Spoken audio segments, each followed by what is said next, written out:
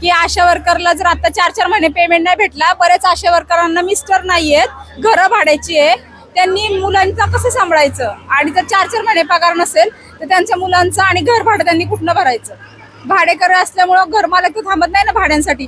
असे भरपूर आशा आहेत की त्यांना मिस्टरच नाहीयेत. आता कोविडमध्ये बऱ्याच जणांचे मिस्टर वारलेले आहेत.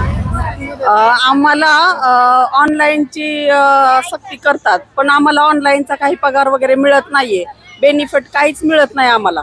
आणि ऑनलाईन कामं करा म्हणतात, आणखीन पगार आमचा वेळेवर होत नाही. आता किती 3 महिने होऊन गेले, 5 महिने होऊन गेले, तरी पण आम्हाला काही पगार त्यांनी आणखीन दिलेला नाहीये. मग त्यासाठी आम्हाला अशी आंदोलनं करावं लागतात. आंदोलनं केल्यावर सुद्धा आम्हाला पगार लवकर मिळतच नाही.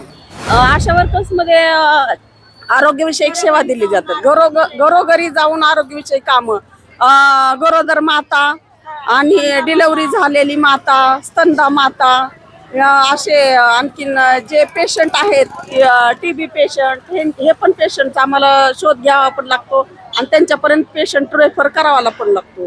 अनिमियाचे कोण पेशंट असतात त्या पेशंटला पण आम्हाला त्यांना रेफर करावंच लागतं.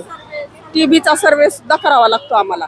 आणि असे आमच्याकडून भरपूर काम करून घेतात, पण आम्हाला त्याचा मोबदला काही वेळेवर मिळतच नाही. कसलाच मोबदला मिळत नाही आम्हाला वेळेवर त्यांच्याकडून.